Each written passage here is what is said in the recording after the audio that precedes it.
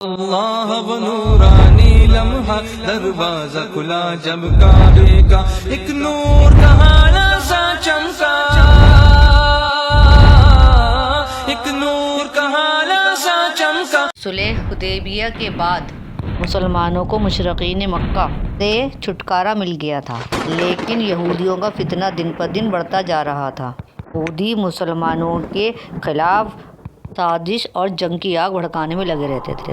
خندق کی لڑائی بھی ان یہودیوں نے کرائی تھی۔ یہودیوں کا مرکز تھا خیبر، اس لیے مسلمانوں نے خیبر پہ حملہ کرنے کی تیاری شروع کر دی۔ مسلمانوں نے اب تک جتنی بھی جنگیں لڑی، اپنی دفاع کے لیے جنگیں لڑیں۔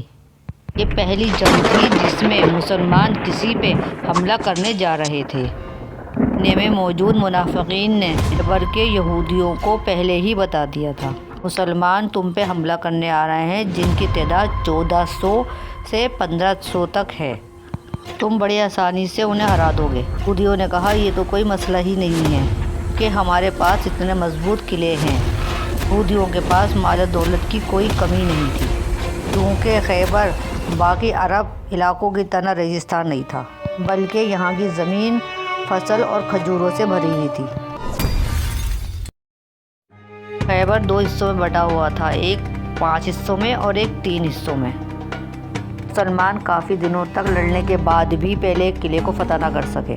حضور نے فرمایا کل میں ایسے شخص کو جھنڈا دوں گا جو اللہ اور اللہ کے رسول سے محبت کرتا ہے اور اللہ اور اللہ کا رسول اس سے محبت کرتا ہے۔ صحابہ اس سوچ میں تھے کہ کل حضور کس کو جھنڈا دیں گے۔ ہر ایک کی یہ خواہش تھی کہ کل جھنڈا اس کو ملے۔ پھر اگلے دن صلی اللہ علیہ وسلم نے یہ جھنڈا حضرت علی کو دیا۔ حضرت علی نے کہا کیا میں ان سے جب تک لڑوں جب تک وہ ہمارے جیسے ہو جائیں؟ اب صلی اللہ علیہ وسلم نے فرمایا پہلے انہیں اسلام کی دعوت دو، اور اس میں سے کوئی بھی ایک اسلام قبول کر لے تو تمہارے لیے سرخ اونٹ سے بھی بہتر ہے۔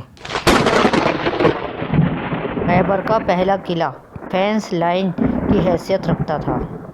یہی قلعہ مرہم نامی خطرناک یہودی جنگجو کا قلعہ تھا، جسے 1000 مردوں کے برابر سمجھا جاتا اور حضرت علی کے سامنے پہنچے فوج کے ساتھ اور یہود کو اسلام کی دعوت دی، لیکن وہ دعوت ٹھکرا کے جنگ کے لیے اتر آئے۔ مرحب بڑے مغرور انداز میں بولا، خیبر کو معلوم ہے میں مرحب ہوں، ہتھیار پوش، طاقتور اور تجربے کار۔ مرحب کے مقابلے کے لیے حضرت علی آگے بڑھے اور فرمایا میں وہ شخص ہوں کہ میری ماں نے میرا نام حیدر یعنی شیر رکھا ہے، جنگل میں شیر کتنا خوفناک۔ اس کے بعد حضرت علی نے مرحب کے سر پہ ایسا وار کیا وہ وہیں ڈھیر ہو گیا۔ کافی دیر تک لڑائی کے بعد مسلمانوں نے پہلے قلعے کو فتح کر لیا۔ مسلمانوں نے دوسرے قلعے پہ بھی حملہ کر دیا جو یہودیوں کا فوڈ اسٹور تھا۔ 3 دن کی لڑائی کے بعد دوسرا قلعہ بھی فتح ہو گیا۔ پھر مسلمانوں کو یہاں پہ بڑے کام کی چیز ملی، اس سے وہ 5واں قلعہ فتح کر پائے۔ جب مسلمان تیسرے قلعے کے پاس پہنچے تو یہودیوں نے اپنے آپ کو قلعے میں بند کر لیا اور دنوں کے انتظار کے بعد بھی وہ باہر نہیں نکلے۔ ایک یہودی جاسوس نے صلی اللہ علیہ وسلم کو آگے بتایا کہ اگر آپ 1 مہینے بھی انتظار کریں گے تو باہر نہیں آئیں گے، کیونکہ قلعے کے اندر انہوں نے خفیہ راستے بنا رکھے ہیں جس سے وہ اپنا کھانا پینا لاتے ہیں۔ پھر صلی اللہ علیہ وسلم نے وہ خفیہ راستے بند کروا دیے، پھر وہ قلعے کے باہر ان کو آنا پڑا اور جنگ کرنا پڑی۔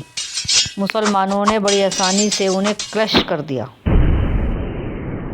اور اسی طرح مسلمانوں نے 4تھا قلعہ بھی فتح کر لیا اور یہودی 5ویں قلعے کی طرف بھاگنے لگے۔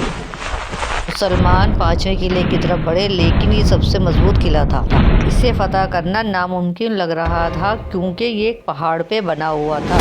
یہودیوں نے اپنا مال اور اپنے بیوی بچے اسی قلعے میں رکھے تھے اور مسلمان جب آگے بڑھتے تو یہودی تیروں کی برسات سے انہیں وہیں روکتے تھے۔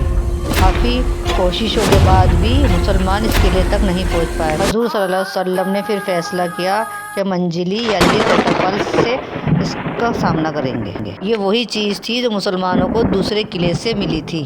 مسلمانوں نے اسی چیز کا استعمال کر کے قلعے کی دیوار توڑ دی۔ مسلمان پھر قلعے کے اندر گھس گئے۔ یہودی اپنے بیوی بچوں کو چھوڑ کے بھاگ گئے، مسلمانوں کے رحم و کرم پہ چھوڑ کر۔ خیبر کے دوسرے حصے میں بھاگنے لگے اور مسلمان بھی خیبر کے دوسرے حصے پہ پہنچے۔ کچھ دنوں میں یہودیوں نے ہار مان لی اور سارا خیبر فتح ہو گیا۔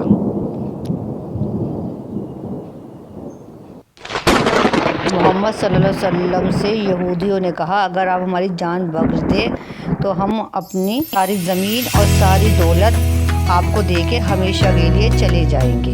حضور صلی اللہ علیہ وسلم نے انہیں معاف کر دیا اور خیبر میں ہی رہنے دیا، اور یہ طے ہوا یہودی خیبر کے فصلوں کی دیکھ بھال کریں گے لیکن آدھا پیسہ مسلمانوں کو دیں گے۔ خیبر کی جنگ کے بعد مسلمانوں کی غریبی دور ہو گئی اور مدینہ عرب کا ایک امیر شہر بن گیا۔ یہاں تک کہ حضرت عمر نے کہا کہ ہجرت کے 7 سال بعد ہم نے پہلی بار پیٹ بھر کے کھانا کھایا۔